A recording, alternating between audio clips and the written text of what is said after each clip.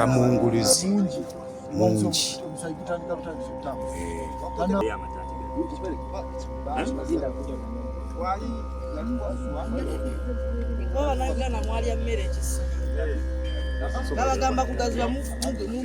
Mbabuuzaako mwena gye musinzira okubanga mutulaba. Tuli mwezi ogusooka ogw'omwaka gwa 2025. Mbasuubiramu bingi namwe munsuubiramu bingi. Yenze Kankaka mu production wali Annington Kasagga oli ku Media Choice Telefina. Media Choice Television, its associate and affiliates may not be liable for views expressed on the show. Viewer discretion is advised. Bannayuganda abawera bataano be naakalabako n'amaaso gange bafiiridde mu kitundu kyekimu mu kaseera ke kamu ng'ate tewali munnayuganda gw'owulira akyogerako.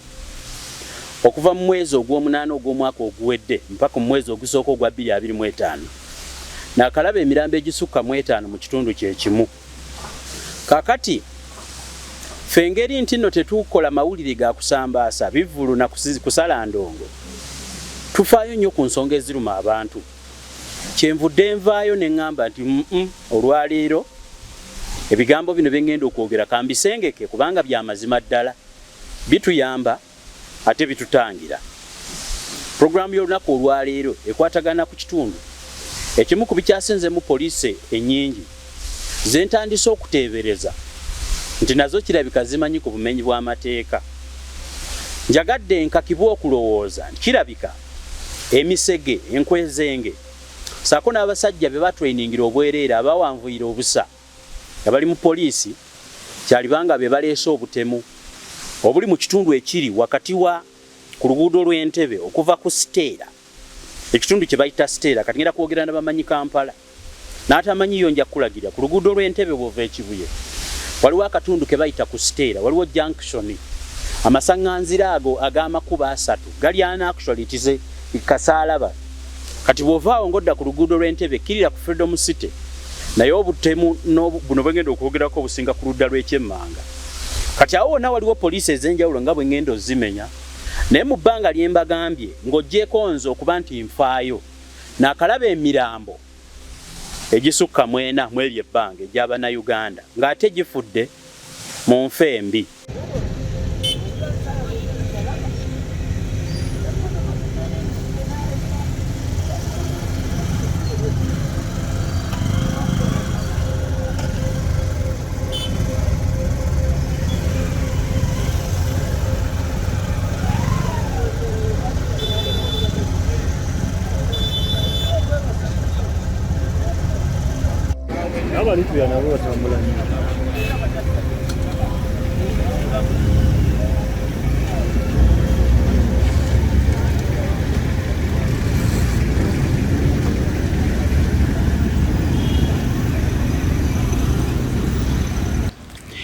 Nga tugenda okutandika programu eno nsaba okutegeeza Bannayuganda mwenna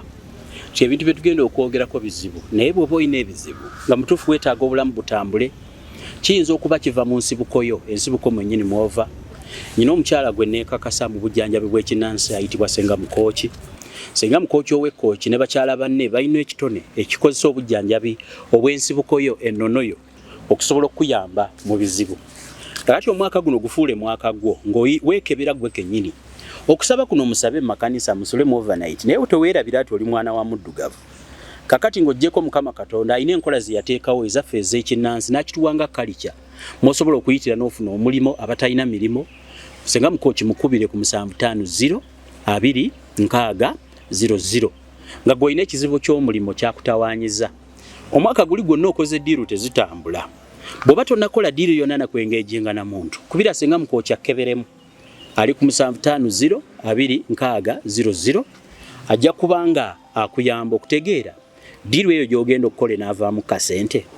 Abantu abalina amakanga mu butuufu omwaka oguwedde gakutawaanyiza. Omwami abadde abuuka mwakola mwenna kati yeekyanga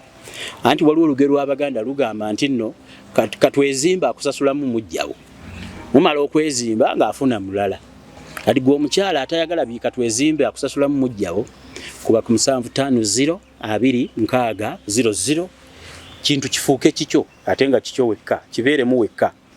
Abaami nga omukyala akuliridde ssente ebyaddala nga tava gy'ali Annington akiyita kusindika n'otabuukira kakati gwasindise motoka osindise otaddemu amaanyi kati etuuse okwaka ategula mulala kuba 750260 oyo akuliridde sente ajja kwereeta eka kusabe n'obufumbo nga tomukase kakati nja kusembyayo bannaffe abalina abaana abagwa ensimbu yaŋŋambye nti omuntu gwe bajjanjaba ensimbu yoyo atannagwa mu muliro ng'ensimbu temukubangako n'agwa mu muliro ey'omu muliro eyinza okukalubamu naye era naye omubuuze naye oba olina omwana omuguwa ensimbu eddagala likimala kati nsembyayo abasajja ng'ebyaddala amaanyi g'ekisajja gaakuggwamu onywedde emiti emirandira ebikoola kati oli ku kiwuddu kino oli ku kikolo kyennyini okigayiza biganye kakati gwe buli lwotuuka otaddemu ssente z'obusuubuzi nnyingi akawala okagulidde iPhone maasa 3 ziweddeyo kati katuuse nako kawanise kagambye waaye kanneewo omusajja ono ogenda okukebera mu ttanka nga temuli yadde onyenyamu nga temuli senga mukooki takoma bukomi kuwa kunyenya mu ttanka kyokka amaanyi g'ekisajja agakomezaawo ddala ekyo mu bye neekakasa abasajja abazze mu kyama besijja kugamba nti ono noono bakomewo ne bankakasa era bambonzeeko nti wakitukolera munaku enkulu wasaba tulagirira omukyalo oyo kati gwe atalina maanyi ga kisajja ekyo kyaggwa dda giri miti yamala ddo gigatta n'akitegeera nti gino gikuwonya ennaku 2 zokka kiba kiwedde 750260 sembyayo balina ddiiru ng'omuputuufu ekutuddemu eganya okutuka kakati kozesa ku lulyo olwo kozesa ku baakusookawo kebera mu Mukama Katonda ekintu kyewa abaddugavu kuba yabawa amaanyi ag'obuliwo 750260 ojja kubanga obuza senga mukooki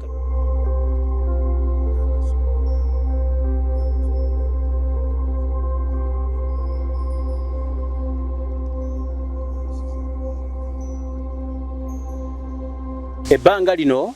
lyenjogerera mu tuli mu mwaka 2025 nkowoola ku poliisi ya Uganda nti ebigambo bino bengenda okwogera bigenda kujja gye muli direct kambireete mu ndeeta ey'ekina Uganda mwena gye mutegeera lumu mbanye njagala kwoza mmotoka yange enkuba yali etonye nga navudde mu kyalo nenkyamako ku Washing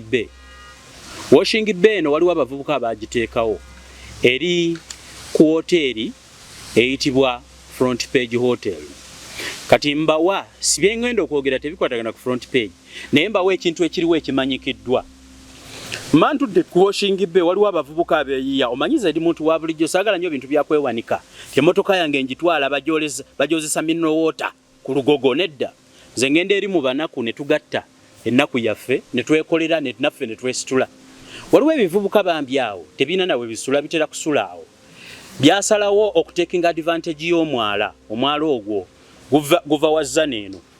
ebigambo bengendo bagamba bikwatagana ku Zana si mu bubi naye byebiriyo byebituufu manyi mutero tunenya nti gwoyogera bubi nedda nze njogera kaate ekiriwo kati mantutte emmotoka okujooza ba yali etonya abavubuka ne tugikakkanako abantu basatu nange enjoza nabo booza tuba tuli awo amazzi ng'enkuba yakamala okutonya abamanyi ewa Zana mumanyiyo awo wonna ku Life Church va wali ewa Zana ku rawundi kiri oludda lw'ekyemmanga kyekimu ku areas kyasinza okubaamu amazzi akakuba ne bwe katonya katono gajjula tuba tuli awo tukyayoza mmotoka ne tulaba omulambo ogusibye ekikalu nga guzze omulambo gwajja gutengejja gwajjira ku mazzi omulambo nga guzimbye guli mu kiro nga 3 omuntu so omulambo gw'embuzi omuntu twali tuwoze emmotoka omuntu najjira mu mazzi nga yafa kyempita omulambo Washing Bay gye njogerako front page ng'ogiyise ku kkubo eridda gye bayita endejje abamanyika junction yaka ak'okubbatabata oba bamanyawo kati kampuni ene wezizimba Texo Starbex ova ku Starbex ng'oddeeri oludda lw'eno tuba tuwoza mmotoka bwe tuyoola amazzi mu mwala bwe tuwoza amazzi tukuba ng'omuntu ajja aseeyeeya yali musajja wakati w'emyaka nteebereza kuba yali yenna yaggwako olususu nga boolaba bino ebikazi ebyeyerusa ebyo ebyemalako olususu lwabyo oluddugavu ne byeteeka ku pinki ebyo ebikazi ebyo sibyagalira ddala n'osanga ekkazi nga lyeyerusizza kati omulambo guli gwali gufaanana omukazi eyeekubye ekizigo naye gwali gwa musajja nga kiteeberezebwa gulabika gwali gumaze mu mazzi ennaku naye gwali gutya gwali gusibye bulungi ekikalu nga musajja wattu yafa ayambadde element ku mutwe era amazzi gamuleeta kati waliwo kafuso ke bakubye advance nga bakatadde mu mazzi omulambo ne gukwatira mu fuso wansi ne tufuna ekiti ne tusikwasika omulambo bwe tuti mpaka ku lubalama ne tuguteekaawo omusajja ono mu ndabika yajja ne element ku mutwe ekiraga nti yali muvuzi wa pikipiki saagala kugamba nti bodaboda omanyi bodaboda mulimo pikipiki kidduka ateeka okuba yali muvuzi wa pikipiki ng'alina element ku mutwe kakati bwe twamutega bweti ekiti amazzi galeme mwongereyo gajja mangi element ne kambukako ne tusikasika mpola mpola n'ekiti ne tumuteekaawo twali ku washing bay kakati element ne kamwambukako element bwe kamwambukako yenna nga wano mu mutwe ng'aliko ennyondo ze nabalako zaali 8 ng'aliko ebimogole ebiraga nti yali akubiddwa ennyondo kyokka ekyewuunyisa bwe bamukuba ennyondo ate bamwambaza element ye bulungi ne bamutwala mu mwala ne bamutereka kati amazzi gajja gamuleeta engeri amazzi gy'otagabuuza nti sebo ovaawa situwamanya gamugjawa wabula twamanya we gamuteeka nti gamuteekaawo ku zanta era enkuba yali etonyerera abatuuze ne bajja ng'ebyaddala ebifaananyi sobola bibalaga byonna naye nja balagako muteebereze lwakuba nabagamba nti waliwo footage omu gwe tubalaga wano olw'amateeka ga YouTube naye bw'oba obyagala ojja mu inbox yaffe kakati ekyo kyaliwo ku nkomerero ya 2024 mwezi nga oba gwali byaliwo last year poliisi nejja era nga bumugimanyi kabanga lyetwala omulwadde etwala embizi n'embwa kwe bateeka omulambo ogwa yeruse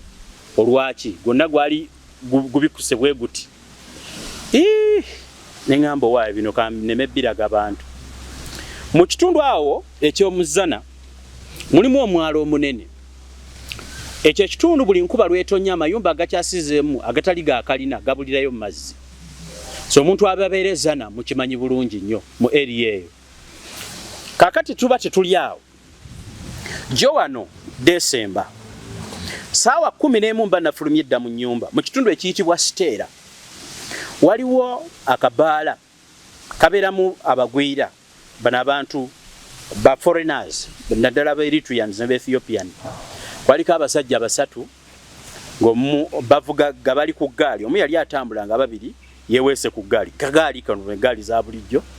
abasala bwati ekyuma ekyo ekyawulamu abamanyi ku Siteera wetuwetera ng'ova ku Entebbe Road ng'ova ku luguudo lwe lumu naye luwanuwe lwaluwa kyuma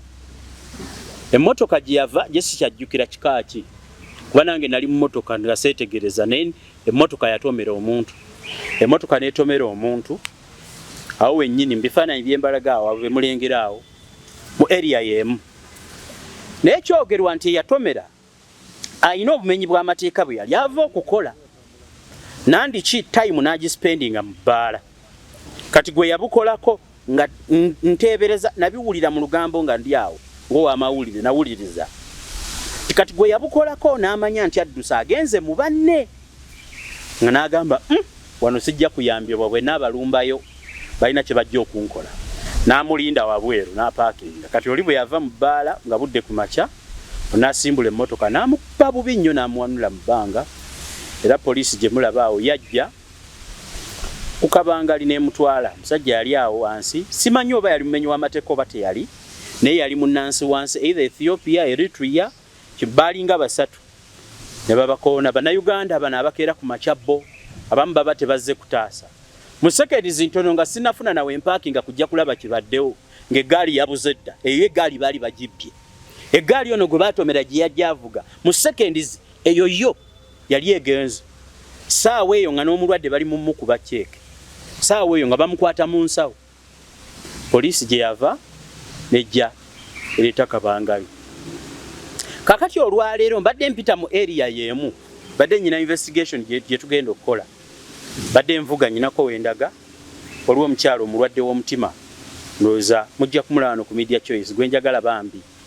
mwana muto okusondera akasente mbadde nvuga genda kumulaba nensanga omuvubuka nga bamusibye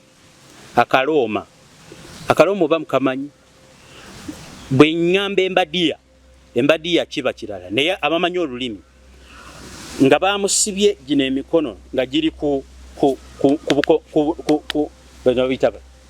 buchi kakokola Nannington yakamanyi kakokola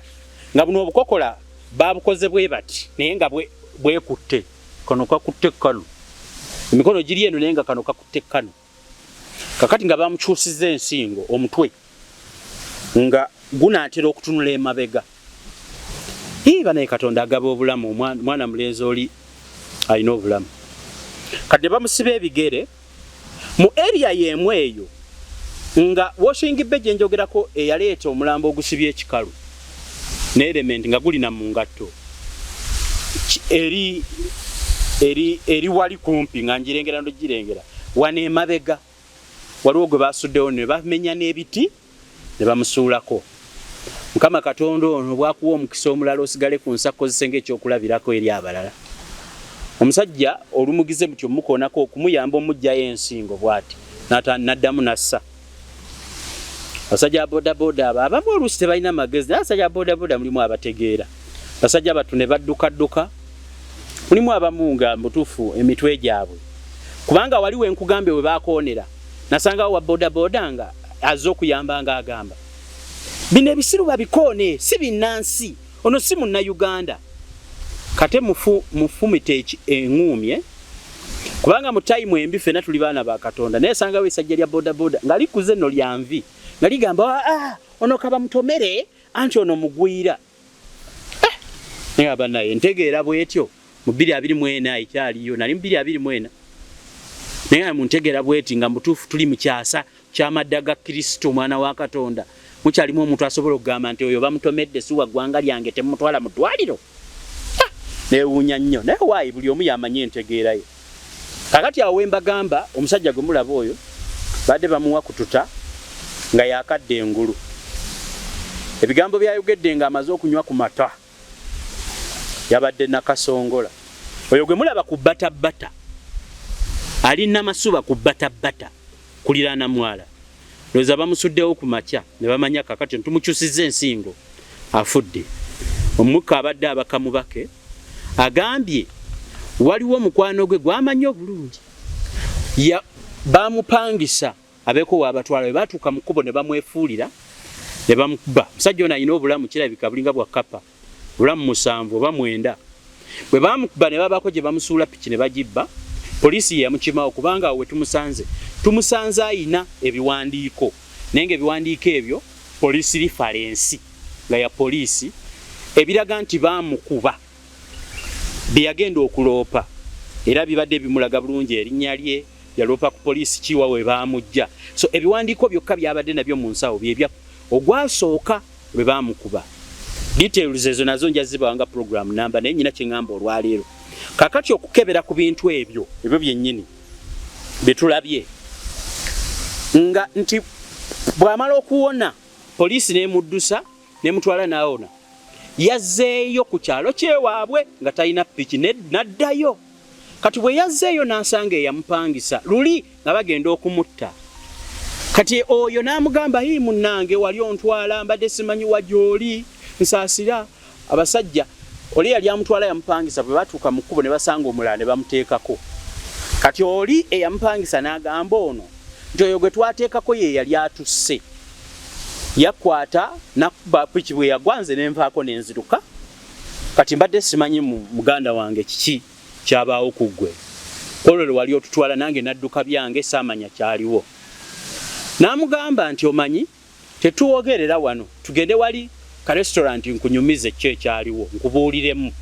yamusanzeeyo ku kyalo mu kusooka polisi yamutwala kakati bwe yazzeeyo ku kyalo ng'amaze okuwona lwe baali bamubbyeko piki n'addayo ku kyalo n'amugwako ng'ono gyali bwe yamulabye n'amugamba tugende wali mu ka restaurant nkunyumize nga bwe tulya n'agula eccupa ya soda bwe yaguze eccupa ya soda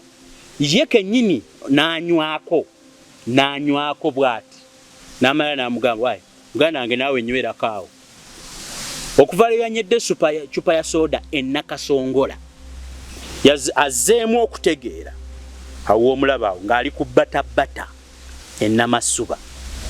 ndowooza mukolemu calculation between Kampala and Nakasongola talina kyajjukira kyonna kyabaddewo okujjako okunywa ku ccupa ya soda kyajjukira naye n'omuntu gwe nsanze mu mbeera eyo nakyo si kikakasa so byayogedde nabyo si bikakasa kantwale ekyo kyagambye kuba kyempulidde kati ebyo bibiri nsaba okutegeeza Uganda Police mpozi nga mmwe babbi mpozi nga mmwe kennyini mmwe babbi mu area eyo waliwo ka police ak'okumpi kantandikire ku Zana bova ku roundabout ye wa Zana waliwo ka police bakayita Kirimanyaga eriraanyeemu ku dipo za bbi ezikyasinza okubeera ennene mu area eyo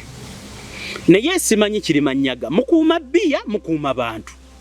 kubanga kirabika nannyini bbiya ye yabaleeta muliraane awo wennyini we mulaba cupa za bbiya ne container omugagga zaateeka mu bbiya emabega kwe kuli container ndowooza yagiwa poliisi n'abagamba mba pangisizza mujje mukuume bbiya unless nga Uganda Police mutugamba Kirimanyaga poliisi mwagiteekawo kukuuma bbiya naye yeri awo okumpi bino byonna byenjogera we bibeererawo sibagamba nti nno mbavunaana naye eyeweeza omumba gwe bazikuba omuganda agamba nti bw'oteekawo nti mu nkube wano empi mumba ate bakukubewa gwe bazikuba it means it is the responsibility of the Uganda Police. That's why as citizens we demand you to fulfill your duty. I'm simply asking you afande Kituuma omwogezi wa polisi afande tonkwata bubi gwe bwenjogerako kubanga oli mu mulimo gwe gumu naffe gwe tukola oli blogger tuli ba blogger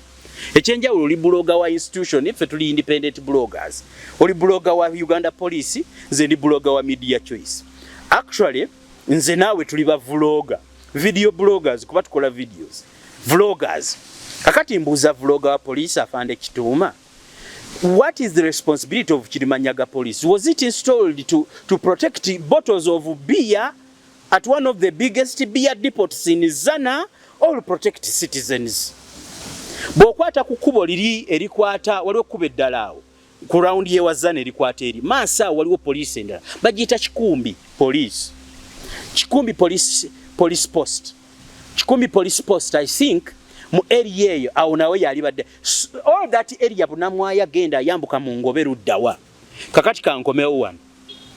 bw'otambula n'otuuka ku Steera nkugambye wali Kirimanyaga in a walkable distance of 5 minutes ng'oba otambulawo a drivable distance of 30 seconds ng'oli mu mmotoka osanga poliisi nga y'obukugu bwayo obusinga kwata mmotoka traffic ndowooza mwateekawo ka station kaba traffic tebafaayo ku bantu just musanganzira eryo erya batabata wano waliyo Rudden waliyo Toto Rudden waliyo Texo kati awo ng'ogeramu ekyo ekyuma ekyokubiri oludda lw'ekyemmanga there is a police post there. What is the importance of that police post?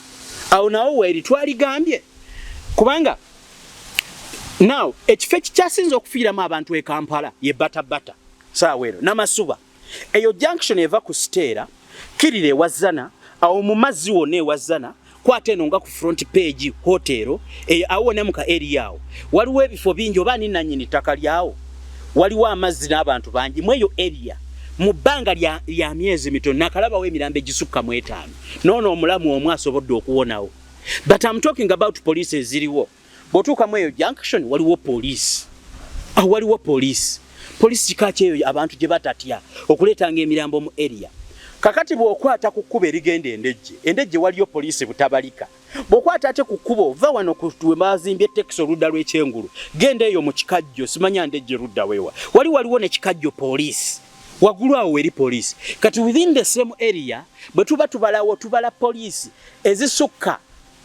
ndowooza zisukka ne mu 10 kirira wano wansinga ku FDC waliwo poliisi kati eyo stretch eyo najje njogerako kirira ne manga ng'agenda mu Ndeba waliyo poliisi buli wamu waliwo police. Should we say that obumenyi bw'amateeka buleeteddwawo because tewali security emala ezo na police post abasajja abaliwo lwaki weemuli seriously kakati kwata eryo n'ekkubo yambuka kino kindeetera okukemebwa okulowooza nti poliisi mwe mutta abantu ate ng'ambe ntya bwe ziba ngezo zonna poliisi weeziri ng'abantu bafa kyeyonoonere kirabika mwe mubiri emabega let me assume leka nteebereze nti mwe mubiri emabega kubanga you cannot beat obanga police mwaziteekawo nga zaabagagga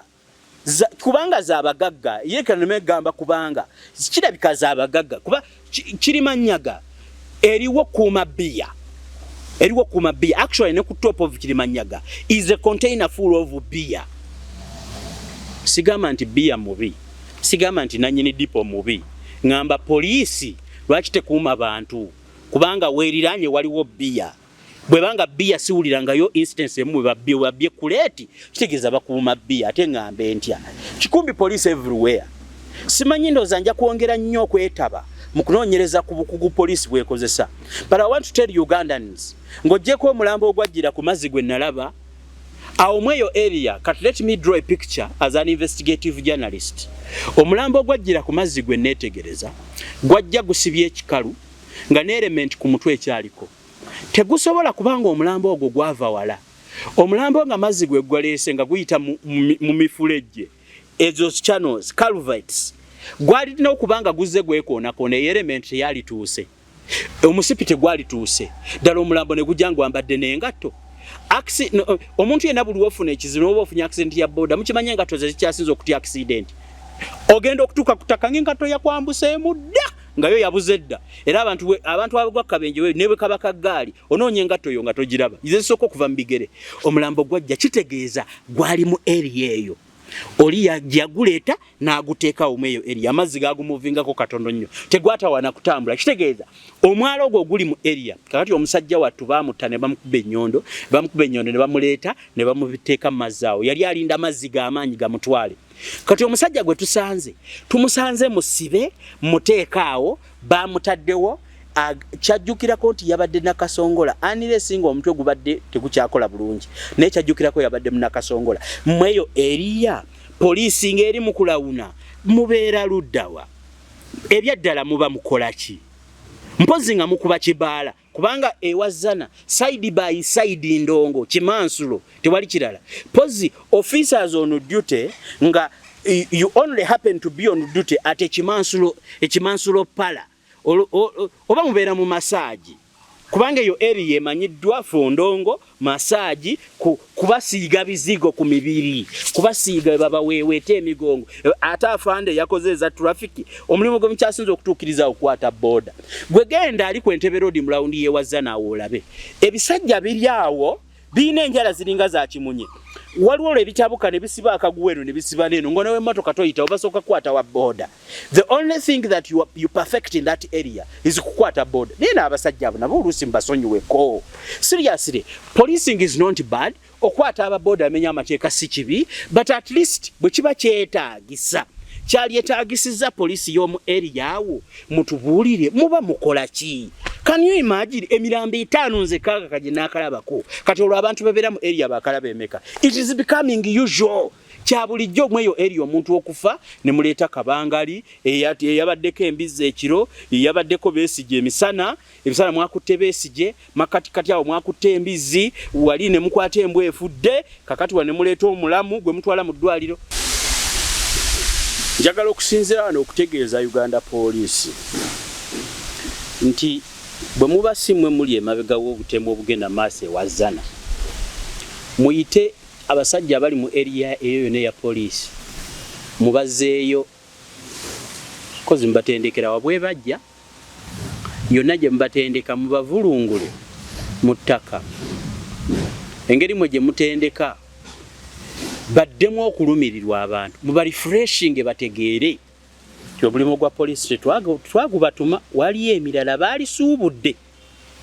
naye bwe baba basalawo nti bagukole kyekitubaweesa ekitiibwa naye tebagukoze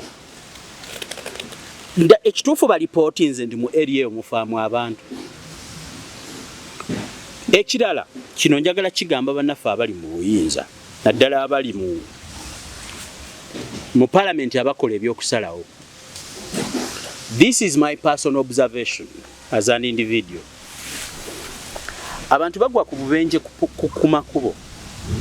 Polisi bakitawe busajja bwattu waliwo busajja bwe bavuza polisi kaazi ezo zihirax ezo zidabo cabin.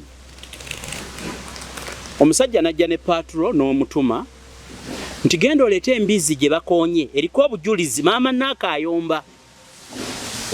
n'omutuma. Mbuuza mu gavumenti ya Uganda temusobola kukiraba nti nno Uganda Police esaana ambulance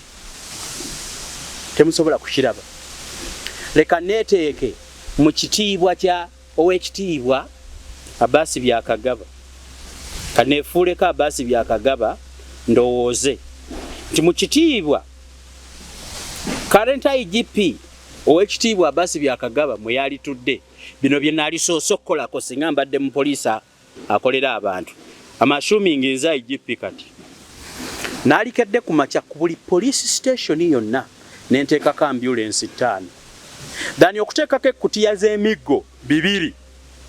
Nalikedde ku makya ne ŋŋamba kanteekeko ambulance 5. Nze ndowooza kya magezi. Mubadde mukimanyi nti no poliisi yesuubira okudduukirira buli muntu. Abadde anywa bbiya n'amira chokolo. Poliisi gye basuubira. Banaye mukubira poliisi. Poliisi ejje. Etwala abadde ali mu masanyu ge nga babadde ku kimundu bakuuma. Omusajja nga yeetaagisa amafuta ne mubavuma oluusi. Ffe tuba criticizinga olw'obutatuukiriza mirimu. Nabo basobole okusaba bakama baabwe nti budget temala mutukolere bino. Kubanga abapoliisi balinga ffe. Ate abamu batusinga n'obwavu. Ffe abamu osobola okwambalako ku ngatta etegeerekeka ne kasajja kati osanga omupoliisi wa Uganda ng'oggyeko ekyokuba nti zo baziyonja agikube engatto naye nga nkadde asiiba wali. Buli wa poliisi nze wendabira wa poliisi nti oyo wa poliisi abeera ne kapeeni ka reedi wano n'akabbulu nemmanya kaakati oyo. Abapoliisi kye basinga okukanyira mu nsi muno pen. Where is my pen? Afande, where is my pen? Obulamu bwabo ononeka ku poliisi ng'ate baasala okuweereza. Afande Abbas Byakagaba, don't you think kaneyambise na luzungu kuba Oluganda luyinza okukalubirira. Afande Abali. Afande, well done. Don't you Afande think that it would be very important for each police station in this country called Uganda to have at least 2 emergency ambulances for accident victims, for emergency? Don't you realize it is important that policemen are called upon? 911 or 999 are the most important phone numbers in this country, where everyone who has got an accident will call to, and that person, a citizen expects emergency help. Don't you realize, Afande, that we need at least 5 ambulances for each police station in this country? Can't you have a budget for that? Why is it that every time that you guys who do requisitions of police, who do what should be done, who ask for the money that should be done, don't you realize police mu Uganda yali baddenga yesinza ambulances kyasinza obungi? Kubanga buli muntu gwatomedde ekiro emisana mutuntu wakati tusubira police okutuyamba. Lwaki police teyina ambulance? Lwaki? Nze muline gwanga mbadde nsuubira mu kifo kya ambulance ezo zirekala buno bunabyabufuza akakayigo okusiba empali ne kagenda mu bondi ne kasasula emiliyoni 5 ne kawandiika ku MP2B. Wano waliwo ne kazi oba kakazi oba kazi Minister Mulamba yawa abantu ambulance mu kalulu ne bamulonda mu kalulu akaddako we bataamuza n'agikimayo n'atandika oba givuga ki. Abantu abatalina mitima bwe batyo be bali eno. Singa wano mu Uganda bamemba parliament abaliyo singa mukiwera ne muwera omuntu wa bulijjo okubeera na ambulance ne mukiwera nga ambulance zirwaningibwa ddwaliro private kubanga bamba basobola ganti police eri partisan ezo ambulance zina kubaza NRM owa NUP owa DP bwanafuna obuzibu tebajja kumukima nedda. I'm speaking the fact. Si ezo katugambe kale police yayononeka mfunyo muzibawe kuba nabe NRM bantu yesi bantu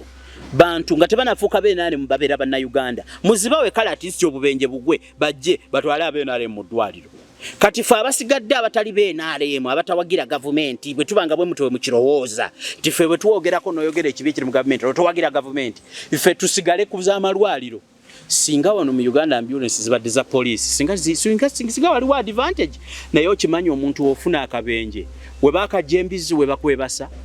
we baakajja omulwadde wa siriimu gwe basa omulamu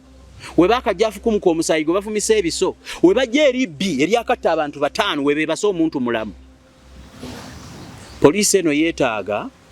ng'ebyaddala Afande Abbas Byakagaba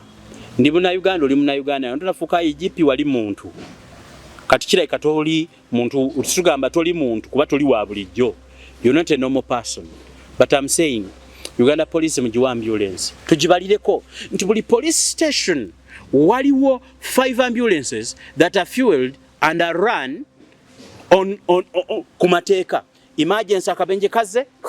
ngeja naye kakati ojja nosanga munange MP2B yagivuga wi atimbyeko nze MP bwe muli nonda ndibawa bwe mutali nondo oba alituwaki alinga atali mu Uganda. So my argument esooka ku luguudo olwo kuliko obubenje bungi, poliisi zonna eziri ku Entebbe Road muziterewo abavuzi ba ambulance abakugu, muziterewo emergency, waberewo n'omusawo ali attached kubanga ne poliisi erina abasawo, erina abapoliisi bayita abapoliisi ki whatever you call them, all police surgeons or what, n'okubayita police surgeon kiri fane kuba surgeon alina kulongoosa, mwe baba batendeka kulongoosa kwokka kulira bayita police surgeon. Maybe since sikimanyi police doctors can't that department of police doctors have a budget to have police ambulances. Nebye mukola temubimanyi mwatutama. Tovola nze mbabuulira mwatutama. Abantu abali mu police nosanga omusajja ya wanvu ali bwati. Sajja Munyankole muwanvu ayina amayinja kuno ayina amanyinja kuno ayina emidaali kuno ayina emidaali kuno wa police ninga talina kyakola. Ebyeddala yes byakola biyinza okubayo naye nga nze sinababbirako naye ako kantu katono nnyo. Number 2, police eri mu kitundu ekyo nsaba mukubeyo olukiiko munnyonnyole ffe bannansi mutunnyonnyole bannansi ewazana abapoliisi abaliyo babbi oba bakuuma ddembe oba batabuzi ba ddembe, because every time there is someone who dies in that area. Number 3, waliwo procedure efuga ebinywero ebiri mu eyo area n'obufo bw'amasaaji obujjudde abawala abatemu b'amalaaya kubanga temukimanyi obwo obufo obujjudde mu eyo waliyo abakazi eyo bw'amalaaya babutongoza kati bwava ku makubo tebakyerenga bafuna lumu ne bagipangisa ne bateekako ekigambo masaaji ati gw'oyingirayo wali awo obuwala bulina obugulu bonna bwerenga buli awo nga bakulonderako kamu oyagala kano oba kano kayina ati yenna anyoola omukono musimaya kakola masaaji kayina n'anyoola ensingo. Obwo obundi bwa masaaji obwo mubwegendereze kubanga kirabika abantu abasuuliwe wazana bano basooka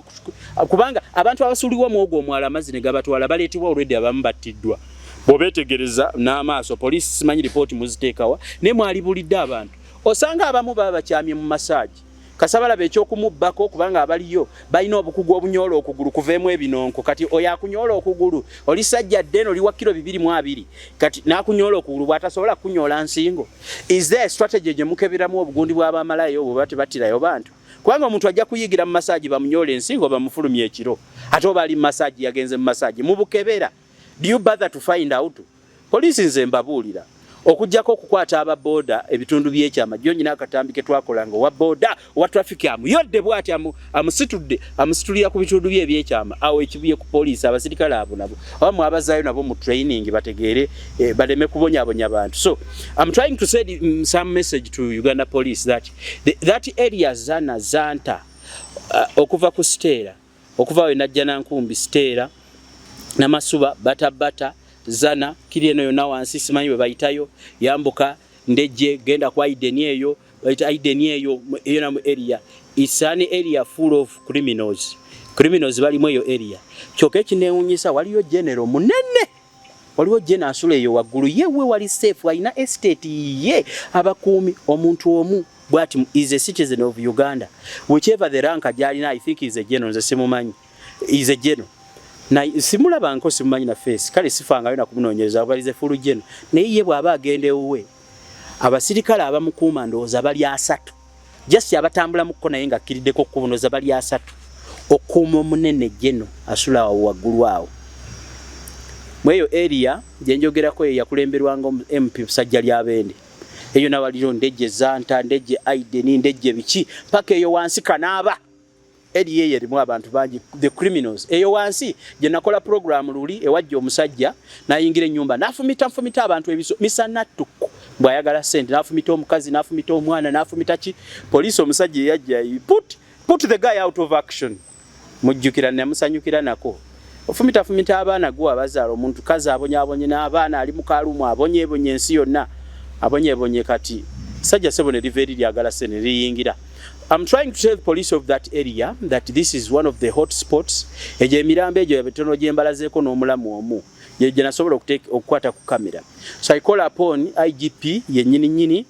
kamba commanders ab'omu area okutandikira ku Wekibuye teyo area mu policing bulungi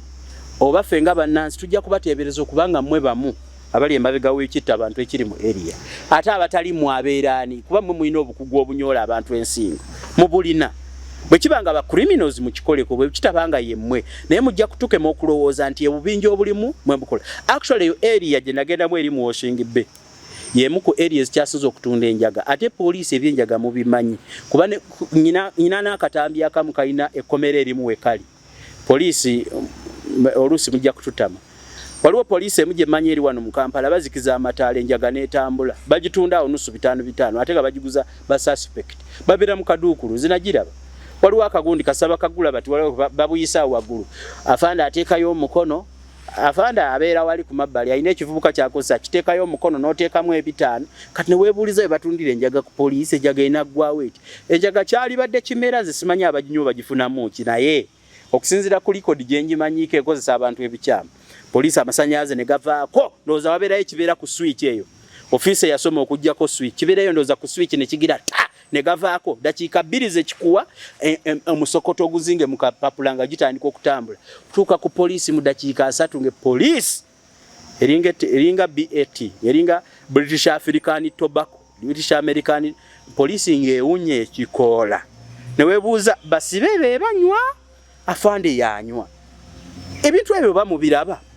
mukanya kutukuba miggo na kutubuuza lwaki wayogedde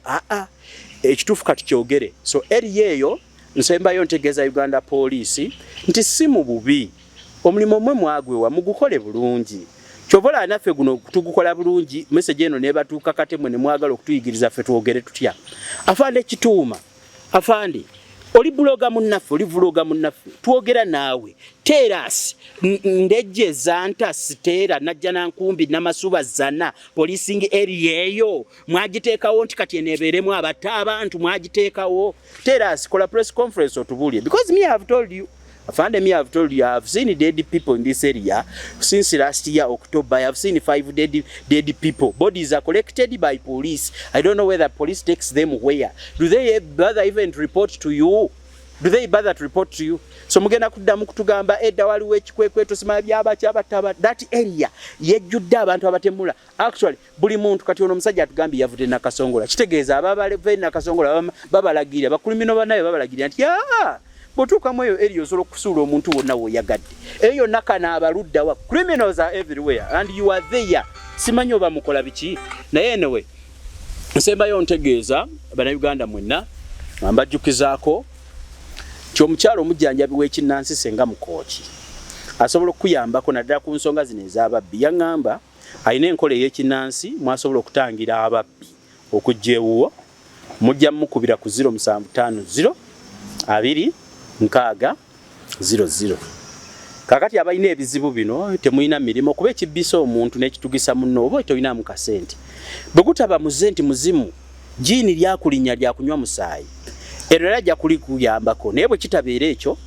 I suspect nti embeera embi yebe bakozesezza ekintu ekyo ojja kubira kusenga mukooki ku 0750 2 6 mukyala mujjanjabi ye ne banne osobola okuyitira ku WhatsApp 0750 2 6 ojja kuba omukubirako tubasiibudde bakabadde bwa Uganda Police Annington Kasaga yabadde mu production yenze kankaka mweraba